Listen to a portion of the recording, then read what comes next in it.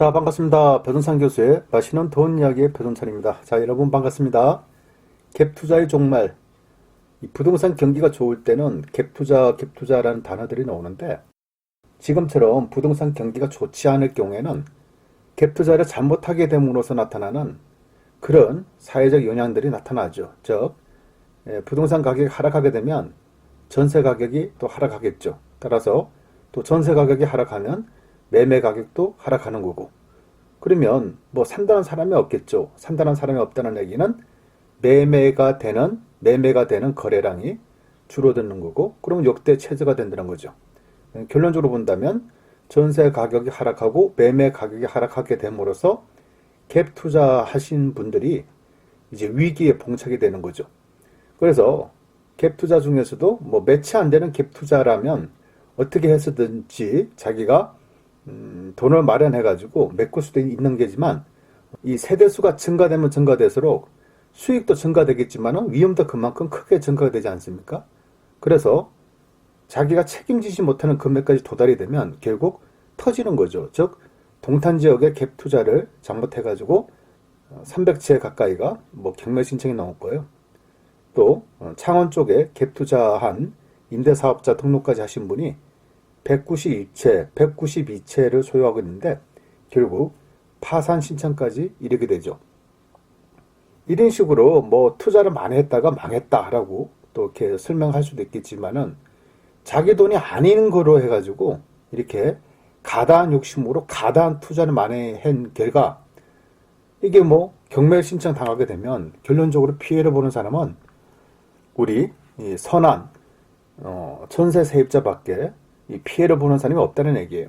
결국 세상에서 가장 약한 사람들이, 또 가장 어려운 사람들이 최종적인 손해를 보는, 현재 뭐 갭 투자한 집에서 이 전세 사시는 분들이 뭐 투자의 목적으로 전세 사는 건 아니지 않습니까? 또 어느 정도는 돈이 좀 부족하기 때문에 내 집 마련을 하지 못하는 입장이기 때문에 전세에 들어가서 산 거고, 그 전세금조차도 전세자금 대출을 받아서 이렇게 들어간 건데, 결론적으로는 전세 살고 있는 집이 경매를 당했다.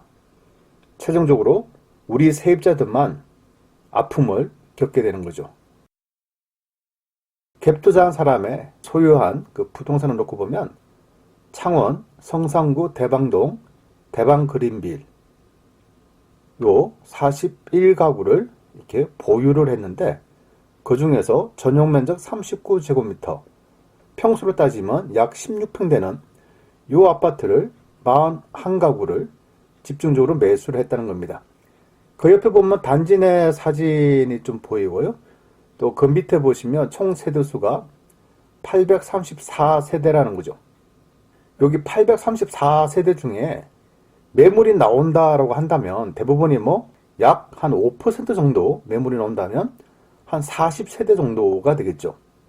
그런데 이분 같은 경우는 요 아파트 단지를 중점적으로 834세대인데 41세대를 소유를 하게 된 거죠. 즉, 이 아파트 전체의 5%를 이 사람이 가지고 있는 거예요. 어떻게 보면 요 아파트는 이 사람이 가격을 좌지우지 할 뻔도 했다는 거죠. 2016년도 요 아파트의 16평짜리 요 아파트의 가격은 1억 5천에서 1억 6천만 원 정도 된 것 같고요. 전세 가격은 9천만 원에서 약 1억 사이 왔다 갔다 했습니다. 그 다음 페이지를 보시면요. 먼저 여기 시세 변동 추이라고 그래프를 보시면 2012년도 같은 경우에는 이 아파트가 16평 아파트가 1억 원대에서 형성됨을 알 수가 있죠. 그 다음 2013년도 약간씩 올라가는 느낌이 있죠. 뭐 한 1억 1000에서 1억 2000, 1억 3000 사이 왔다 갔다 하고요. 2015년도에는 뭐 1억 5천 이 정도 선에서 왔다 갔다 하고, 2016년도 초반은 뭐 1억 5천에서 1억 6천, 또 높게는 1억 7천까지 올라가고 있는 실정입니다. 그런데 아시다시피 이 지방 대도시 뭐 2016년 17년도부터 뭐 본격적으로 이제 꺾이기 시작했다라는 표현은 저 같은 경우는 2015년도부터 꺾이기 시작했다. 즉, 지방 대도시 아파트는 2015년도부터 매도 전략으로 제가 가져가라 이렇게 얘기를 했죠. 그래서 2015년도 하반기부터 2016년도 이렇게 가격이 꺾이기 시작해가지고 최종적으로 2019년 3월 달에는 매매 금액이 8천만 원에서 1억 사이 이렇게 금액이 형성된다는 얘기예요. 즉, 이 사람이 취득할 당시에는 1억 4천, 1억 5천, 또 1년, 2년 가지고 있다 보니까 전세금이 또 오르고 또 매매 금액 1억 5천대에 또 매입을 많이 했겠죠. 결론적으로 보면 현재 뭐 8천만 원하고 1억 원이다라고 하면 뭐 한 채당 뭐 5천만 원에서 거의 뭐 반토막이 나지 않았습니까? 그러다 보니까 이 버틸 수가 없는 거예요. 매매 금액이 하락했다는 얘기는 당연히 전세 금액도 하락했다는 얘기지 않습니까? 따라서 이 사람이 41세대를 가지고 있지만은 결론적으로는 내린 전세금을 세입자한테 돌려주지는 못한다. 즉, 전세금을 반환할 돈이 없다는 거예요. 그러면 팔면 되지. 중요한 거는 팔리지도 않다는 얘기고, 또 팔려고 하는데 본인이 취득할 때는 1억 4천, 1억 5천 주고 취득하고 팔려고 할 때는 1억 원 한다는 얘기예요. 팔아봤자 남는 돈도 없다는 얘기입니다. 결론적으로 본다면 이 사람은 할 수 있는 게 없다는 거예요. 이 사람이 또 많이 취득한 창원시 진해구 자원동의 성원아파트를 한번 살펴보도록 하겠습니다. 이 내부에 있는 이렇게 부동산 정보입니다. 주소는 이렇게 되고, 요거는 이제 5층짜리 건물이고요. 면적을 보면 52제곱미터인데요. 뭐 평수로 따지면 약 뭐 16평 가까이 되죠. 그래서 그냥 16평이라고 이렇게 생각을 하시면 될 것 같고요. 그 다음 화면을 보시면 5층짜리 건물입니다. 5층짜리 건물이고, 세대수는 650세대가 되고요. 그 다음에 준공날짜는 1995년이 되고, 용적률이 109%, 그리고 건폐율이 26%니까, 뭐 용적률은 좀 상당히 좋다라고 생각이 들 수가 있겠죠. 그 다음에 여기 가격, 또 시세와 실거래가인데요. 시세 변동 추이를 보시면 2018년도 4월달부터 2019년도 3월달까지입니다. 즉 16평 아파트가 매매 금액이 이제 8천만 원대에 오르락 내리락 이렇게 하고 있다라고 볼 수가 있겠죠. 그런데 이렇게 1년으로 놓고 본다면 별반 뭐 이렇게 많이 떨어졌다라고 이렇게 표현하기가 좀 어렵겠죠. 그래서 그 다음 화면 보시면요, 이게 시세 변동 추이를 해가지고 7년 단위입니다. 7년 단위로 보시면 2012년도부터 보면 뭐 9,700만 원대 이렇게 많은 분포도가 찍히고, 2013년도에는 좀 가격이 좀 내리기도 하였고 좀 약간 올라가기도 하였고, 그렇죠. 그리고 2014년도부터 상승하기 시작하여 2015년도 한 상반기 정도 되면 이제 꼭지점이 된다는 얘기죠. 그때 평균적인 매매 금액을 따지면 뭐 한 1억 한 1,000만 원, 2천만 원이고, 고가로 따지면 그냥 1억 3,300 정도 요 금액이 실제 거래가 됐다는 얘기입니다. 이제 16년도부터 17년도 가격이 떨어진 이후에 현재 2019년도 3월 달에는 매매 금액이 평균적으로 6천만 원대에서 8천만 원대로 이렇게 형성되어 있다는 얘기예요. 어때요, 여러분? 1년 단위로 보게 되면 우리가 별반 떨어진 것도 없어 보이는데, 이렇게 과거의 매매 가격 요 지수하고 이렇게 평균적으로 비교를 해보면 이렇게 가격이 7년 전에 비하면 많이 떨어졌다고 볼 수가 있겠죠. 그러니까 2015년도 상반기의 고점 1억 3,300만 원이라면 2019년도 그냥 하한가 6,500만 원 잡으면 거의 반토막이 났다라고 볼 수가 있겠죠. 뭐 부동산 가격이 올라가면 좋죠. 근데 부동산 가격이 떨어지면 요거는 낭패를 겪을 수밖에 없다는 거지 않겠습니까? 여기서 이제 문제가 된다는 거죠. 그래서 여기서 말하는 갭 투자라는 거는 일단은 소형 평수들을 많이 노리죠. 뭐 15평 아파트, 23평 아파트. 아까도 보시지 않습니까? 전유 부분 면적을 따지면 뭐 40제곱미터 이하, 딱 뭐 15평, 14평 아파트만 타겟으로 좀 한 것 같고요.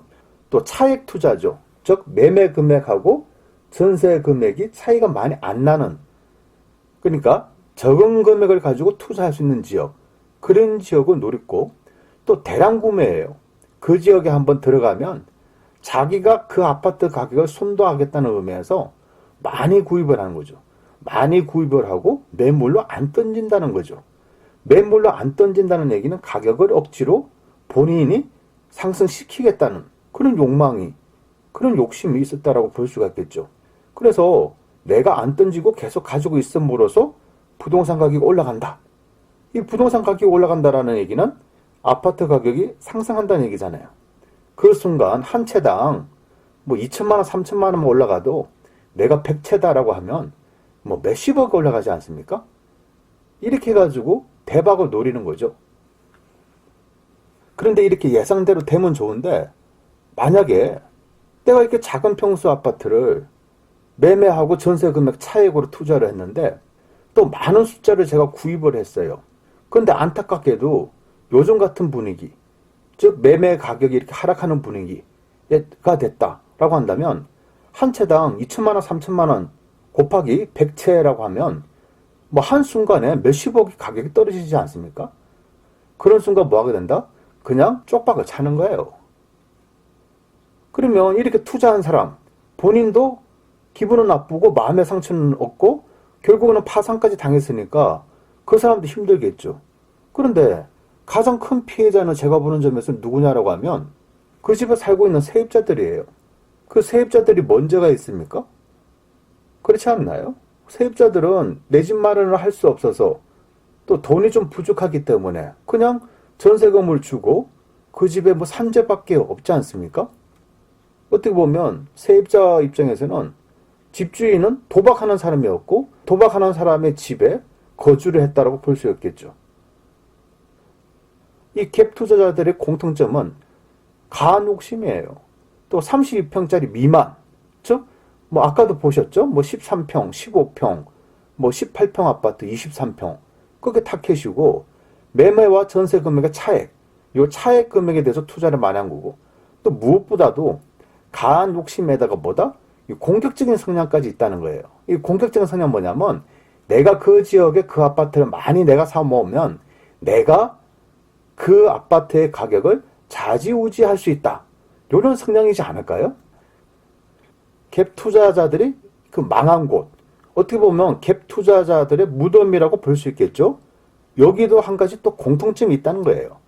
그 공통점은 뭐냐라고 하면 이 경기도 지역에서도 전철이 안 다니는 곳, 변두리가 되겠죠. 변두리. 서울로 놓고 보면 서울의 북쪽, 뭐 서울의 동쪽 내지는 서쪽, 서울로 놓고 보면 남쪽, 즉 경기도 남쪽 쪽에 얼마나 아파트들 많이 지었나요? 중요한 점은 갭 투자를 한 사람들이 망한 지역, 그 지역의 특징을 보면 전철이 안 다닌다는 거예요. 지하철이 안 다녀요. 그런데도 아파트는 짓죠? 그런 곳에 사람들이 사 모으기 시작했다는 거예요. 그리고 또 하나가 있죠. 그것은 바로 뭐냐 하니까 지방에 있는 대도시예요. 지금 분위기를 보셔야죠. 지금 뭐 지방에 투자할 분위기입니까? 지금 지방에 투자할 분위기가 아니잖아요. 그렇지 않나요? 앞으로도 지방 대도시 지역하고요. 경기도 쪽에 가면 억제 그냥 박혀 있는 그런 쪽에 앞으로 갭 투자자들이 파산이니 뭐 경매 신청을 당했니 이런 이야기 굉장히 많이 나올 것 같아요.